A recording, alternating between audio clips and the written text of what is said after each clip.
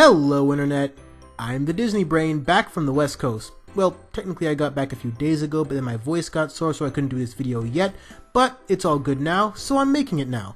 Why was I there, you may ask? Glad you asked. Power Morphicon 2018.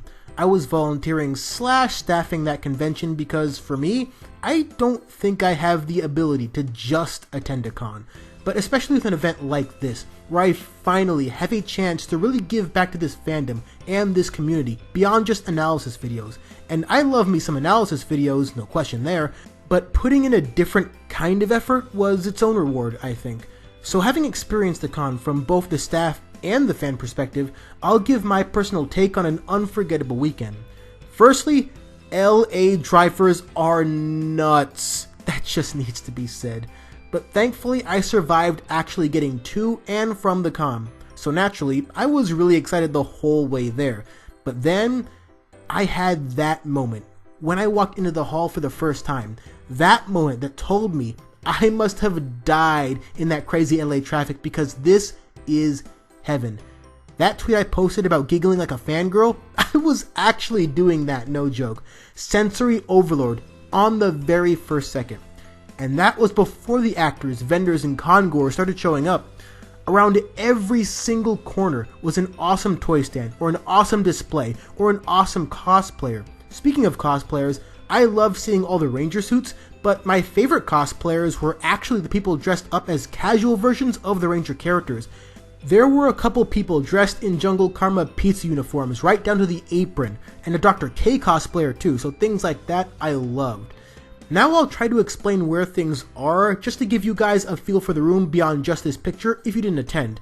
I really should have just recorded what the room looked like, but what can you do? You're just gonna have to visualize with me, guys. The vendors are all in this middle-ish area of a very large convention room. How I stopped myself from spending upwards of $1,000 is beyond me. The stuff they got is nice. To the right of that was the guest booth area, which we'll talk plenty about. To the left of all of that is the PMC exclusive merchandise area, where I spent most of my hours running, bagging, tagging, and my favorite part, answering questions. In the back of all that is the panel rooms, and the furthest room towards the right side is a professional photo station. I also helped out there for a few hours on Friday. So now I'll talk a bit more about my experience working at the con, as well as some critiques. I'd like nothing more than to be back helping at the next one, so for any current staff or staff to be watching, know that this is coming from a good place, because I absolutely loved working at this con. I technically worked a lot longer than I had to, but that's just how I am, especially at this convention, because these are my people walking around, so I wanted to make sure that they were getting the most out of this event, if I could help it. I've never been to a convention where I found myself smiling so much and saying I love this place so many times. It was an amazing feeling. So even the longest shifts never felt that long. Unfortunately, that meant missing out on several panels, so for those of you who went, let me know what you thought of those. That having been said, there are a couple things I would change. Firstly, as a first timer, there wasn't much in the way of an orientation or information session, which I think would have helped orient me and others a little bit more. I'm fine with learning on the job, as I did mostly, but I do think more of the training should have happened prior to the doors opening as well. Also, panel and photo shoot times tended to shift around a lot, but the PMC website didn't often adjust accordingly. Since we don't use paper schedules, keeping a closer eye on the website would help a lot of confused congoers, or even creating an app specifically for the con, since most guests do have cell phones. Another big thing? Line management. Long lines in cons go hand in hand, we know this thing, but sometimes it felt a little too chaotic when it didn't necessarily have to be. And a few random cool things I'd like to see maybe added from my experience staffing other conventions. 1. A video room. I just think it'd be cool to have a section used solely for streaming old Ranger or Sentai episodes or any of the movies. We could even do daily themes like Friday is Team Up episode day. It would also be a welcome change of pace for those who get sore feet walking around everywhere but don't have a panel to go to yet. And 2, a vendor booth that sells specifically suits and helmets. Frankly, it's just what a lot of people want, and it would give those same people cosplay options for day 2 and 3. There was a Sentai jacket vendor, so I think it'd be cool to expand on that idea. But those are just some of my thoughts. And for those of you who would like to staff or volunteer, do it. You get a free con membership for a set amount of working hours, and the people you'd be working with are really good people who recognize effort. And some people who did sign up to volunteer literally never showed up, so we really could use a more dedicated workforce next go round. So now the meat of the video. My at times awkward but very fulfilling experience meeting some of the wonderful people behind the franchise. So guys, here's the thing.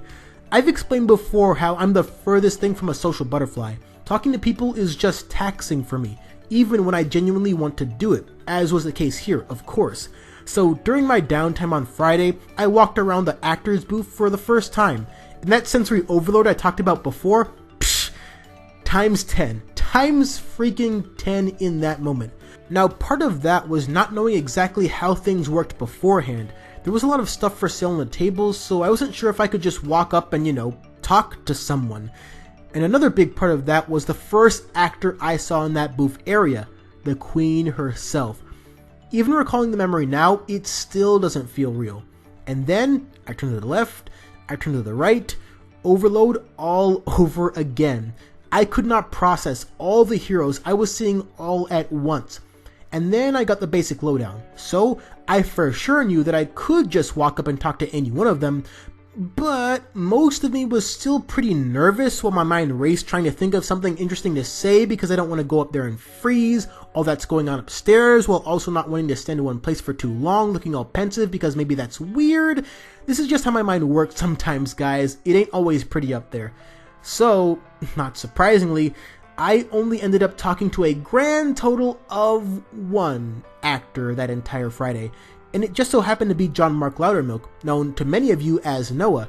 That was more of a random encounter though. I was helping out with the photo area, and he just happened to walk in before the rest of his mega bunch eventually joined him. But even still, that was something I could build off of going into Saturday, because I was simply not ready on Friday. It's funny because I staff anime conventions, right? So I see this all the time from the outside looking in. I've seen people cry when meeting their favorite voice actors. And I joke with my anime staff members that if Sean Johnson or Valerie Vernon were in those rooms, my legs would probably turn to jelly too. Fast forward to 6 months after that anime convention, Sean, Valerie, in the same room. My legs were okay, mostly, but I'll be honest, I felt a little lightheaded just seeing them for real.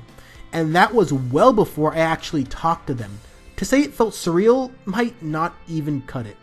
But when the day was over, I decided that Friday was the past, and hopefully, with that sensory overload mostly out of the way now, I could start to approach being able to speak normally again. I hope. Part of me thought that if I tried talking to someone who wasn't as personally important to me, decent practice, right? But then I thought, that's maybe not the best way to look at it because I wanted to be genuine about it. So instead of tiptoeing, I jumped into almost the deepest waters and started with the Queen Eagle, Alison Sullivan. And she was so awesome. And she was completely understanding of my Friday evening struggles. In case you were curious, Alison is basically the opposite of Taylor, just a bundle of vibrant, positive energy and exactly the right first person to talk to. So now I'll quickly rattle off a few others that I talked to and some that I regretfully missed before we get to the big two. Had to talk to Mike Jin, who was even more awesome in person. You can tell that playing Gem probably came a little easier for him than with other Rangers in their roles. Talk to Deborah Estelle Phillips, who, similar to Allison, is also a comforting ball of energy that just finds a way to strip away the nerves. Richard Brancato, just as charming in person. Although, he could not confirm for me my Mystic Force theory about early drafts perhaps focusing on making Xander the true leader, but it was fun talking to him. Chris Violet, let me tell you, this dude is even more built in person, I swear. I really enjoyed talking to him though. He's surprisingly fun and personable. More than anything, I really got to talk Rangers with him. You can tell that he was and still is invested in the character of Sky because he could rattle off episodes and character arcs in seconds. And he helped confirm a lot of the thoughts I had about his growth in s.p.d, so that was absolutely a con highlight. Crazy, right? One of the Rangers I liked the least as a youngster is played by a Ranger actor that is legit one of my favorites now. Unfortunately, there's a laundry list of actors that I wanted to meet and or greet, but because of Friday's nervous stumbles, staffing the con primarily on Saturday, and Sunday being me working basically the entire time until well after close, not enough hours in the day. Like most Ranger fans, I desperately wanted to meet Erin Cahill, but the line to see her was sizable, as it should be. The problem being, I can't wait in said line and also work hard at the con itself. And when I was waiting in Jason Font's line, he had to go to either a panel or a photo shoot or something of the like, so just missed my chance with Wes. It would have been cool to meet JDF, but Lord almighty, the line to see him was so thick and so snaked around that I couldn't even sneak a peek at him, let alone grab a quick word or anything like that. Not seeing Claire Blackwelder kind of stung, because it felt like my break was running long at the time, and there was a few people in front of me, then I never got another chance. But you get the idea. So now, back to the fun part. Meeting Sean C.W. Johnson was incredible. What other way is there to describe it? He always struck me as a larger-than-life Ranger, the same way a lot of people view Tommy, and fittingly, in those moments of just talking about the show, talking about where we came from and what we're doing now, I was reminded that Carter is awesome primarily because he doesn't see himself as larger than anyone, and Sean strikes me as the same kind of person. You know that old saying about not meeting your heroes? Guys, throw that BS right out the window, because some heroes are the real deal on and off screen, which is perhaps even more true of my biggest con highlight, and honestly, a life highlight while we're doing the whole labeling thing. I never thought in a million years I would ever meet Valerie. I never thought that if I did, I would know what to say, and honestly, I can hardly remember the specifics of what I did say because, you know, that's what happens when the heart is racing. What honestly helped me calm down a bit is the fact that a guy in line behind me was reacting in a similar way, but for Serena Vincent one booth down. I don't know your name, but whoever you were, good sir, thank you. In that moment of anticipation, nothing was more powerful than realizing that we're really all in this together, fanboys forever. It might go without saying, but yes, she's just as sweet in real life too. And she still remembered my top 10 Pink Rangers video from many months ago. Guys, it really felt like everything else in the room just vanished. Which is crazy, right? Because everything else in the room are things and people that I love. Sappy as it sounds, this really was a dream come true. No, not even that. Because I've actually had that dream before. And this was simply better. In all, Power Morphicon was the best con experience I've ever had, bar none. In an effort to always try and be honest with you guys, sometimes Power Rangers does feel like work. There's just no way around that. But this con was exactly what I needed when I needed it. I just wish I took the time to actually meet some of you guys who were there. That would have been fun, so for that, I apologize. To say that I'll probably be attending again would be heavily underselling it. In point of fact, it would likely take something of biblical proportions to keep me away from the next one. And hopefully, at the next one, no shows like Archie Cal, Danny Slavin, Rose McIver, just to name a few, can make it. But while I continue to wallow in the unadulterated glee of having met so many of my heroes in person, I've still got part 3 of an analysis video to finish. And until then, thanks for watching.